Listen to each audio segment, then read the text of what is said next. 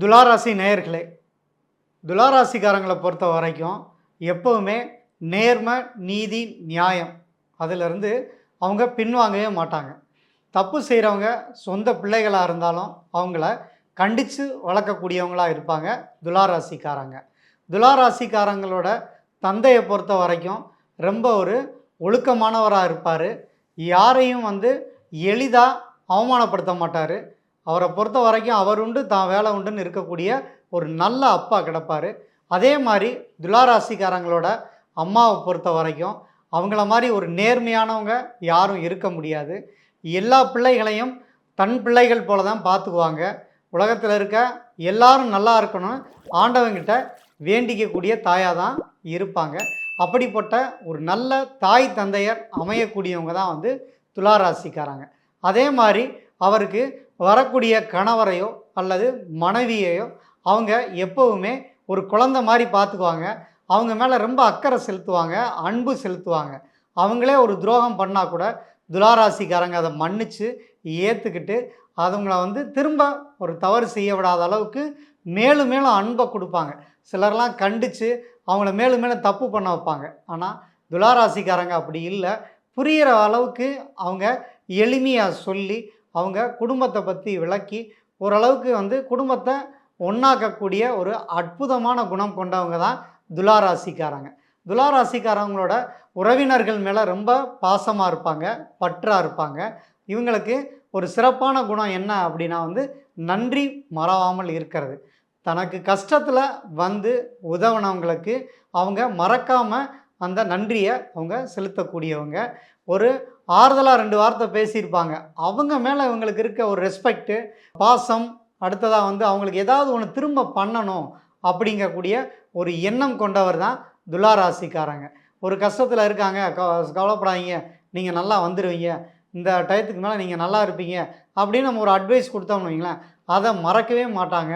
கஷ்ட நேரத்தில் எனக்கு நீங்கள் ஒரு ஆதரவான 2 வார்த்தை பேசுனீங்க, அதனால நான் நல்லா இருக்கேன்னு சொல்லி அவர் நேரடியாக சொல்கிறது மட்டும் இல்லாமல், அதாவது அவர் இல்லாத நேரத்துலையும் உதவியவர்களை பற்றி புகழ்ந்து பேசக்கூடியவங்க.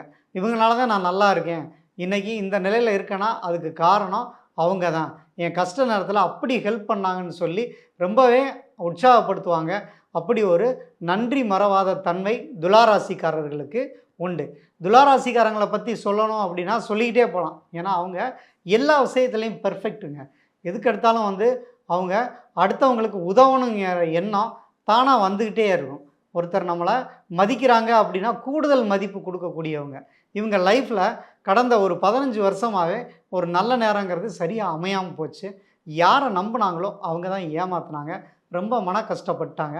அப்படிப்பட்ட கஷ்டப்பட்டு இருந்தவங்களுக்கு இப்போ ஒரு நல்ல ஒரு மாற்றத்தை வரக்கூடிய 2 மாதங்கள், அதாவது ஆவணி, புரட்டாசி, இந்த 60 நாட்கள் அவங்க வாழ்க்கையில் மிக சிறப்பான ஒரு நாட்களாக இருக்கும். ஏன் அப்படின்னா இப்போ இருக்கக்கூடிய கோச்சார நிலை அவங்களுக்கு ரொம்பவே சாதகமாக இருக்குது. இவங்க ஏதாவது எதிர்பார்ப்புகள் இருந்தால் அதிலிருந்து பெரிய வெற்றியை பெறக்கூடிய நேரம் இவங்களுக்கு உண்டு. வேலையில் ஒரு ப்ரொமோஷன் கிடைக்கும். வேலை செய்கிற இடத்துல ரொம்ப இடைஞ்சலாகவும் ரொம்ப டயர்ட் ஆகிட்டாங்க.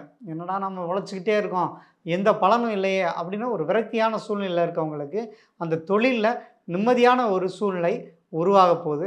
அதே நேரம் நிறையா பேர் அவங்களுக்கு உதவிகரமாக இருப்பாங்க தொழிலில். இவங்களோட வளர்ச்சி யாரும் எதிர்பாராததாக இருக்கும். திடீர்னு ஒரு ப்ரொமோஷன் கிடைக்கும், வேலை இடமாற்றம் கிடைக்கும், நல்ல மாற்றமாக இருக்கும். எல்லோரும் இவங்கள பரவாயில்ல, அவங்கள நான் எப்படியும் நினச்சேன், இவ்வளோ பெரிய ஒரு நல்ல குணம் படைத்தவா இருக்கீங்க அப்படின்னு உடன் பிறந்தவங்களாக இருக்கட்டும், அல்லது கணவன் மனைவியாக இருக்கட்டும், அல்லது நண்பர்களாக இருக்கட்டும், புரிஞ்சு இவங்களை தேடி வருவாங்க. ஏன்னா அவங்க எந்த தப்புமே செய்யாதவங்க. துளாராசிக்காரங்களை பொறுத்த வரைக்கும் தப்பு செய்ய பயப்படக்கூடியவங்க. அதே நேரம் யாரையும் கெடுக்கணுங்கிற எண்ணம் இருக்காது, ஒரு பொறாமை துளி கூட இருக்காது. அதனால் கூட இருக்கவங்க நல்லா வளர்ச்சி அடையணும், பிரபலமாகணும் அப்படின்னு நிறைய உதவிகள் செய்யக்கூடியவங்க. உதவிகள் பெற்றவங்க வேணால் மறந்துருக்கலாம்.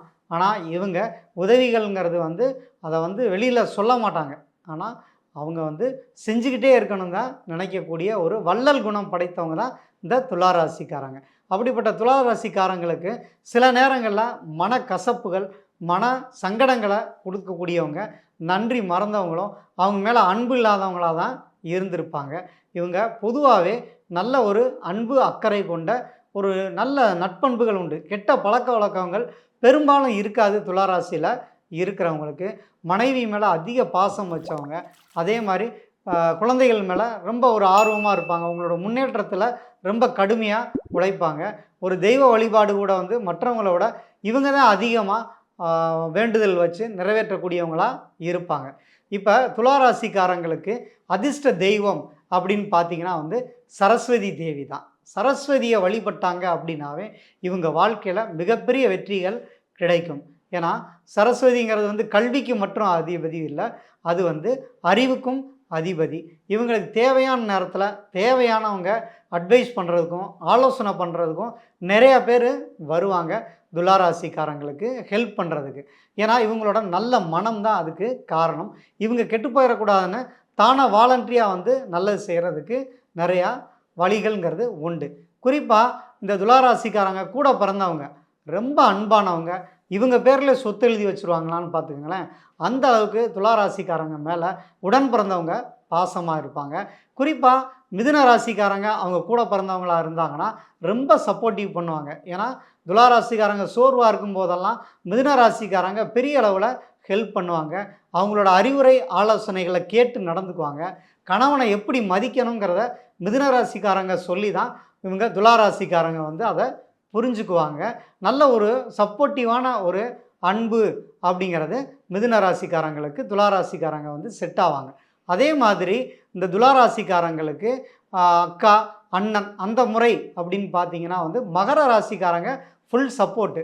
எப்பயுமே தாம் பிள்ளைகளோட துளாராசிக்காரங்க பிள்ளைங்க ரொம்ப நல்லா இருக்கணும் மகர ராசிக்காரங்க நினப்பாங்க. மகர ராசிக்காரங்க இவங்களுக்கு அக்காவாக பிறக்கிறது வந்து ஒரு பெரிய தவம் தான். அப்படிப்பட்ட ஒரு நல்ல அக்கா கிடப்பாங்க. அவங்க பிள்ளைகளை விட இவங்களோட பிள்ளைகளுக்கு பண உதவிகள் செய்வாங்க, அறிவுரைகள் சொல்லுவாங்க, அவங்களோட வளர்ச்சியை பார்த்து சந்தோஷப்படுவாங்க. ஏன் இப்படியெல்லாம் நடந்துக்கிறாங்க அப்படின்னா துளாராசிக்காரங்களோட அன்பு தான். இவங்க உடன் பிறந்தவங்க மேலே வச்சுருக்க அன்புனால அவங்க கூட பிறந்தவங்க இவங்களோட இணைந்து செயல்படக்கூடிய அமைப்புங்கிறது உண்டு. ஒரு லக்கி அப்படின்னா வந்து துளாராசிக்காரங்களாக தான் கண்டிப்பாக இருப்பாங்க. இவங்களுக்கு இந்த தெய்வமான சரஸ்வதியை வந்து தொடர்ந்து வழிபட்டுக்கிட்டே வரணும். அது பொதுவாக வெள்ளிக்கிழமைகளில் சரஸ்வதியை வழிபடுறது இவங்களுக்கு மிகுந்த நன்மையை கொடுக்கும். அதாவது சுக்கிரஹோரை எப்பயுமே வந்து துளாராசிக்காரங்களுக்கு சுக்கிரஹோரையில் ஆரம்பிக்கிற எந்த காரியமாக இருந்தாலும் மிகப்பெரிய வெற்றியை அது கொடுக்கும். கூடுதலாக சரஸ்வதி தேவியை வழிபட்டு பிரம்மனையும் வழிபட்டு இவங்க வந்தாங்க அப்படின்னா இவங்களுக்கு எதிர்பார்த்த நன்மைகள் கண்டிப்பாக கைகூடும். பிரம்ம முகூர்த்தத்தில் வழிபாடு செஞ்சாங்க அப்படின்னு கேட்டிங்கன்னா இவங்களுக்கு அவங்க கேட்ட வரத்தை பிரம்மனும் சரஸ்வதியும் இவர்களுக்கு வாரி வழங்குவார்.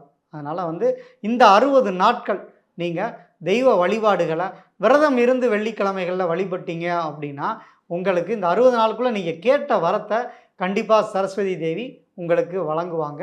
எல்லா வளமும் நல்லா பெறக்கூடிய அற்புதமான காலமாக துளாராசிக்காரங்களுக்கு தற்சமயம் இருக்குது. துளாராசிக்காரங்களோட பலன்களையும் பரிகாரங்களையும் நீங்கள் தெரிஞ்சுக்கிட்டீங்க. இதே மாதிரி மற்ற ஒரு வீடியோவில் உங்களுக்கு அடுத்தடுத்த ராசிகளுக்குரிய பலன்களை நான் சொல்ல வரேன்.